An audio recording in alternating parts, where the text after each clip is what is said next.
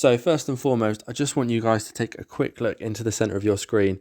And of course, you'll see that nice, lovely, beautiful Premier League title we've just won for the second consecutive year. But you'll also see the Community Shield. Now, this isn't coming from me. This is clearly an FM thing. The Community Shield is a trophy. It's official. That's not come from me. So I think we can technically claim we've done the double this year because FM seems to want to include it there. So we'll say we've done the double, but yeah, I don't know if that sits well. But let me know what you think, guys, in the comments. Is the Community Shield a trophy you can count towards your cabinet at the end of the season, or is it literally just a shield, does what it says on the tin sort of thing? Let me know what you think. But yeah, we're going to get into this end of season review now. Of course, confirmation there that we didn't sign a single player this year. We did let Wataru Endo go. Probably regretted that a little bit towards middle of the season. Would I have liked to keep him around now? Probably. But he's gone, so we can't really talk too much about that. But confirmation, we won the league by 3 points there. We were only expected to qualify for the Champions League, but we've gone one better. We have actually won the league. The board are happy. We got through to the semi-finals of the Champions League. Obviously got knocked out by PSG. Super Cup, lost to Man City. Of course we did. FA Cup, we lost to Arsenal.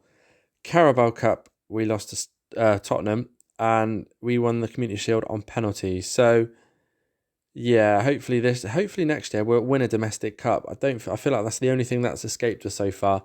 We've fallen really short in these two domestic cups, so hopefully we can put a little bit more effort into them. But yeah, let's have a look at this screen. I mean, apparently Nunez is overtaking Salah as the main shirt sales, so kind of surprised about that if I'm honest. But again, not much to say. Is there really on that best 11? It probably fair. Obviously, Van Dijk's going to drop out of that next year because he won't be here. So there will be a new centre back, probably more than likely Joe Gomez there. But let's move on. Young player of the season. Always take like a keen eye on that one. But Soberslai, I don't know if winning that young player of the season at 24 sort of counts. I feel like that's a little bit of a cop out. It should have gone to someone like Ben Doak or Stefan Bajcetic. Sort of thing like that. But we've won Manager of the Year, which is always a good thing. I'll take that. And looking at the player awards, it looks like Ben Doak's won the European Golden Boy, so that's a really good thing. And he's won the Players Player of the Year, the Young Players Player of the Year, sorry. So Ben Doak in the awards there, which is nice to see. Still a wonder kid, always a good thing. But that is our season review, guys. What I'm going to do is we'll take a quick look at the expectations for this year. Play attacking football, nothing seems to change. They're devastated that we're not signing players under the age of 23. At least it's only favourable and not required, I suppose. Otherwise, we might be in a bit of trouble. But apart from that, the board seem to be very pleased. End of next season, develop the best youth system in the country. I suppose that's kind of on the board, really, isn't it? It's up to them to put the money in, right? But our contract expires at the end of this season, so hopefully we'll try and push for a contract probably over this summer, actually. Of course, win the Premier League is now a requirement, so things could get a little bit sticky now, couldn't they? And I think, well, there's work towards developing the best youth system in the country and the world. So they obviously want to go the same route as we do, so that's a good thing. However, they want us to win the Premier League now pretty much year in, year out. So we'll accept that. And of course, close our eyes and cross our fingers. But what I'm going to do is I'm going to play through the summer now. Rather than come back at the end of the summer, I think what I'll probably do is bring you guys back when there's something interesting or important that I think you need to know. So I'll go on forward now, and you'll be back with me probably ever so shortly when something interesting needs to be said. So that didn't take long, did it? For 2 days actually, for something interesting to crop up, especially considering we've got a homegrown save here. So our facilities are no longer ranked as one of the best in the world. Of course, I was straight on the back of that. What we've done is, we'll get to that in a second, but they accepted the fact that we wanted to upgrade our facilities. That should be done by October, so that's fine. However, this kind of confused me because obviously in the board vision, I suppose, of making the best youth system in the world and in the country, I requested to improve the youth recruitment, and they've said no. So very confusing. However, we're going to go and discuss this with the board now, and hopefully they'll let us do it. But we should improve. Yeah, of course we should. Oh, wow. We know how important it is for a strong programme to succeed at the club. More than happy to make this happen. Thank you, guys. You needed a lot of persuading there. One click of a button and you're all for it now. So that was bizarre. We know how important a strong youth development programme is. Yet you literally just told me they believe that the recruitment is already good enough. So they clearly know what they're talking about.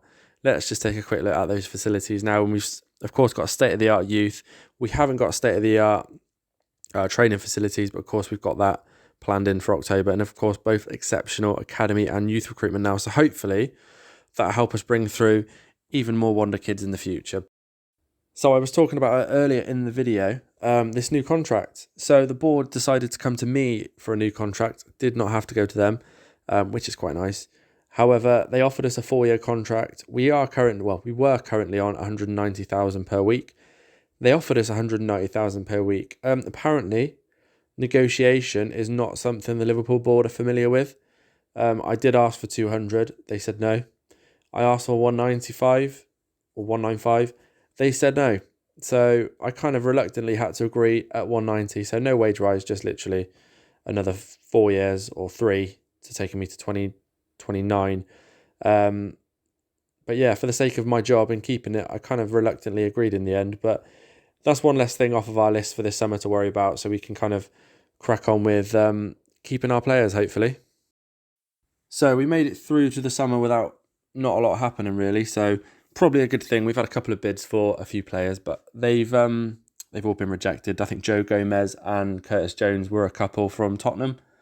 We rejected them. We're not in a position to sell anyone like that, especially not first team players. So I thought I'd just quickly show you kind of who we're looking to develop maybe this year and the next year, and who's done well so far this year. But first and foremost, I just want to show you the players we've loaned out. We've not actually loaned anyone out at all, really. Bobby Clark, who was on loan, I think at Wigan last year. Yeah, that's right. Played 45 games in League One, so pretty decent. He's going to have another stint in League One with Wrexham this year. Still got the potential to be a Premier League player. He's got the potential to be a good squad player for me. That's probably what I'm looking at with him. And same with Kieran Morrison there, potential squad player for me. So we've got another few players sort of potentially looking to loan out, but I do want to have a look at them in the first team first. But I thought I'd just show you probably a little bit on the young side is Mark King. We may bring him in and out this season, but obviously he still is quite young. And then, of course, we've got Jason Stone, who probably some of you that are familiar with the save will know him. He's now 17. I'm not sure whether to loan him out or try and get him a bit of game time this year, because I've also got Lewis Kumas, who's back after a spell at Peterborough, I think it was. Again, played okay in the League One. He can play all across the front three, so I think this year I'll be looking to bring him in and develop him a little bit better. As you can see, he's sort of over the last year, he's definitely improved. So if we can build upon that, that would be very nice. Of course, we've got the usual targets. We've got Bajcetic there and Ben Doak, who pretty much first team regulars now, I'd say.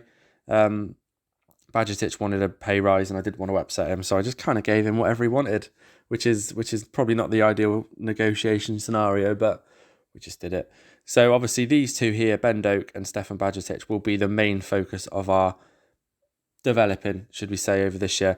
Remy Parsley there, now 17. I do want to get him some game time. I probably will end up loaning him out, but we will, of course, see as the year goes on.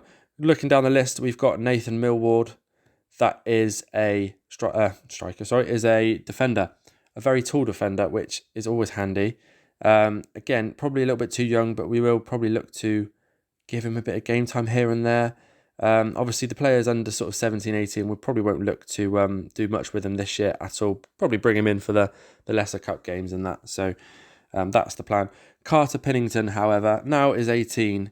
Obviously not due to turn 19 for another 6 months or so.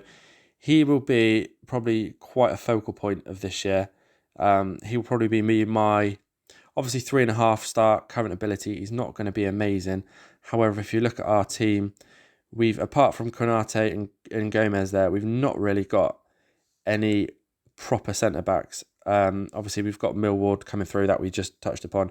But Carter Pennington is sort of primed at 18 to hopefully develop into a pretty good centre-back for me. So that will be a big focus. So if we're gonna pick the top three, we're probably going to pick Ben Doak, Stefan Bajcetic and Pennington there to try and develop and build into this first team. Harvey Elliott is pretty much there. He's played loads of games for me over the last few years. Quite a mainstay of the team. He's 3.5 star, nearly 4 star current ability now. He's a leading, well, he's not yet, but he's close to being a leading Premier League player. So we are, not really classing him as developing him so much anymore. So that's kind of it, guys. There's my top three who I'm looking to develop. We probably will end up bringing a lot of these in for the lesser games. Here and there, you'll probably see him in the lineup on the bench. And probably, I think I touched upon it in an earlier video, maybe last video. Mark King is probably the one I'm most excited about developing. He's obviously 5-star potential ability there. And he can play, similar type of player to Alexis McAllister there. But he can play, by the looks of it, he could probably play anywhere, any position I need in the centre of the midfield. So that's going to be handy going forward. And of course, we've got Jason Stone there, who is, I think he's the next Michael Owen, apparently. Dubbed the new Michael Owen, there we go. So yeah, exciting times, hopefully. Of course, just before we leave this video, I just want to quickly touch upon a couple of players that haven't, who I didn't show you in the first team squad, sorry. We've got Andy Green, who is again a striker. He's not 5-star current, 5-star potential ability. However, he could be a very handy, very useful backup striker, potentially a winger. We'll look at that. He's only 16. So yeah, guys, let me know what you think in the comments about the squad we're putting together, the youth team that's kind of coming through, and if you think with the players we've got so far, what we'd look like in another sort of 2, 3, 4 years' time. Do you think we'd have a squad capable of still challenging for the Premier League, or do you think we're really going to struggle? Let me know what you guys think. But we're going to call it that for this video. Next video, we'll come back and we will play this game. We'll play the Community Shield. And I think what I'll probably do is go off camera for the first 2 games of the season. I think. Do you know what? No, we'll play the Arsenal game and we'll come back for that season open at Anfield against newly promoted Norwich, just because we might be able to squeeze a couple of youth players in there as well. So that could be good. So we'll come back for those 2 games. Thanks for watching this video, guys. And as always, if you are enjoying the content, please give it a little thumbs up. And if you are enjoying everything that I'm bringing out, subscribe just so you don't miss anything.